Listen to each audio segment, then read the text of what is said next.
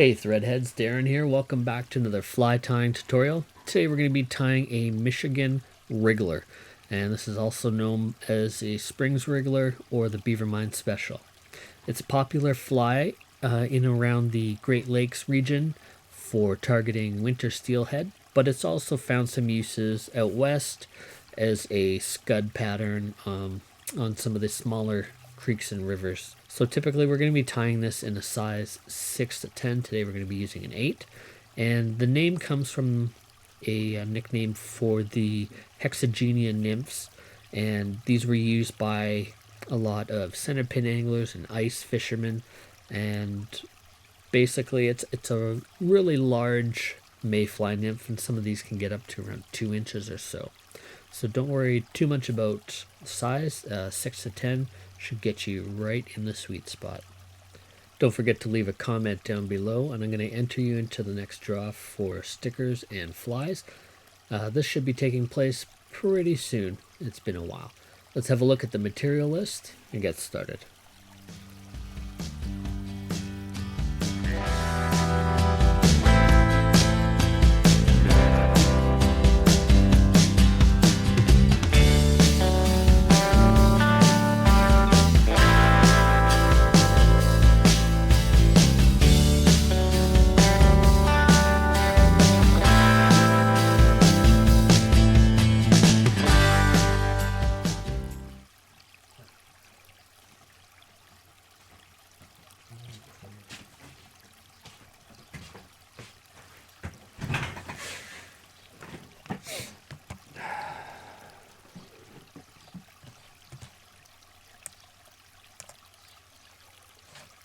Length, so it kind of hits my sweet spot for nymph patterns. For thread, we're going to be using a 70 denier olive thread, the UTC. You can also use an 8/0, and we'll start on the hook shank just behind the eye, and we'll wrap back, just laying down a nice base layer of thread up to the bend. When we get there, we'll trim off the excess. So for the first material that we're going to tie onto this fly, we're going to use a little bit of squirrel tail. And I've got a really nice gray squirrel tail with a lot of length. So when you're picking these out, make sure they've got long fibers. Some of these can be a little bit on the short side. We're going to take a small clump, and I'm going to trim that off as close to the base as we possibly can. We want to get as much length out of that as we can. And just take your scissors. Just push it in. Now you're going to have a lot of under fur in this hair, so you want to shift your grip out to the tips. And then you want to make sure that you knock out any of these small under furs or any of the shorter hairs. Sometimes you can rub your scissors through there, just pass them through a few times, and that'll kind of loosen anything. And make sure you just kind of pinch out anything that's going to be loose. You might lose a few fibers past this point, but that's fine. So you can wrap into the bend a little more if you like. Some people actually wrap this about halfway down the bend. I don't like to go quite that far, just a little bit downward pointing for this for me. So we're gonna tie in the squirrel tail about just a little bit less than a hook shank length. Give that a few wraps. Make sure that it stays right on top of the hook shank. Then we'll bend that back and put a couple wraps of thread up to the eye. And we don't want to trim off those butt ends. We're going to pull those over top of our fly later, and those are going to become the shell back. Next, we're going to take a piece of copper wire. We're going to be using, I think this is 37 gauge that I'm using. Probably a small size, and we're going to tie that in along the side of the shank. You don't have to bend it back here. It's you can if you want, but we've got lots of thread wraps that should keep it in place. It's going to act as a ribbing and a counter ribbing for our hackle in this case. Next, we're going to take a little bit of chenille. We're going to be using olive for this one. There's a number of different variations. You can tie this in chartreuse, orange, brown, tan. I like this olive, kind of mimics the natural Hexagenia a little bit closer. So I just stripped off a little bit of the material off the core, and then we'll just wrap that in. I like to wrap it right on top of the hook shank and just kind of push the butt ends of that squirrel tail back a little bit. Now just make sure you got all that squirrel out of the way, and we'll start wrapping our chenille forward.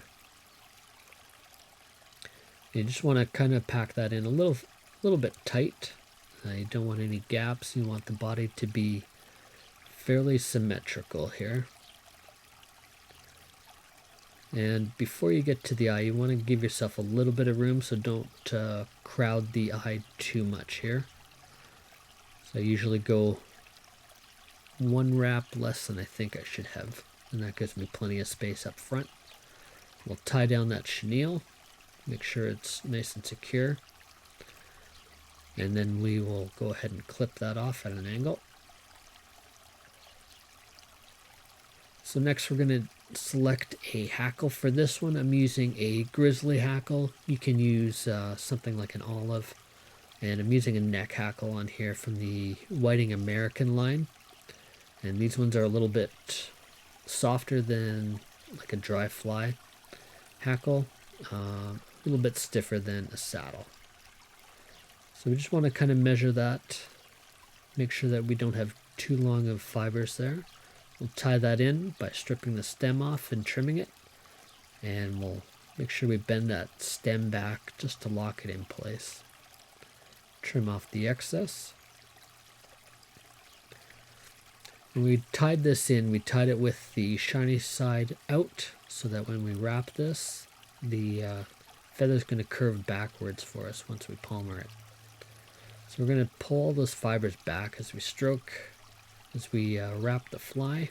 We want to make sure that, kind of like if you're tying a woolly bugger, all those hackle fibers are facing backwards. You got a little bit of flow. And just make sure we get one more wrap in there just to get it towards the back. And then we're going to take our copper wire that we tied in earlier, and we're just going to use that to secure our hackle. And as you're wrapping that wire forward, you want to make sure you wiggle it back and forth so that you're not trapping down too many of the fibers here. You just want to give it a bit of a wiggle and spiral it forward, and you can kind of see we're keeping it from trapping most of the fibers on that Grizzly hackle.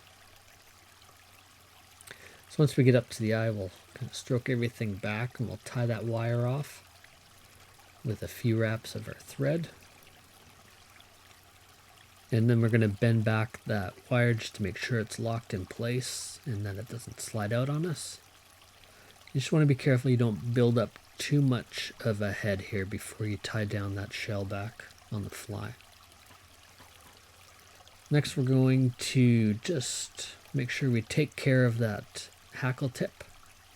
Usually you can rip it out like that. If not, you can give it a snip.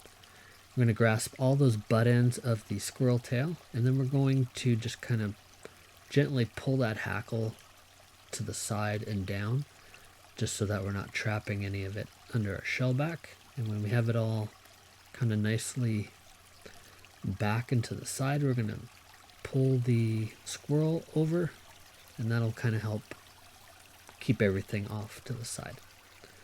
I'm going to add a couple wraps once we have that where we want it, and we're going to try and keep those first couple wraps near the back if we can.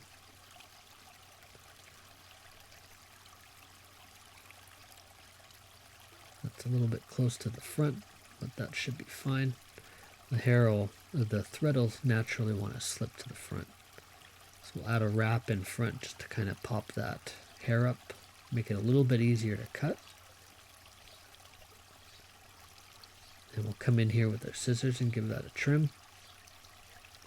If you're having trouble with the hair slipping, you can simply pull over a couple of the hairs at a time rather than all of them at once.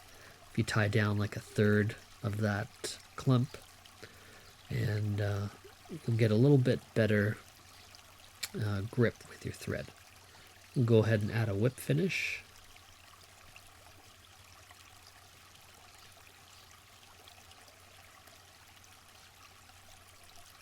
And we'll give that a little trim. So one other thing I wanted to do on this after we have completed the fly, we're just going to add a little bit of bone dry to the head to make sure it gets locked in here. Make sure we got that in top and bottom.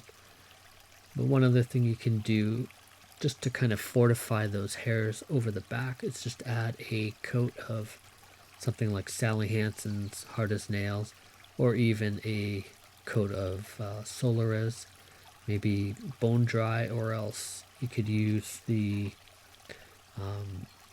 Hard Cure thin mixture. Should give you a nice shell back on that fly.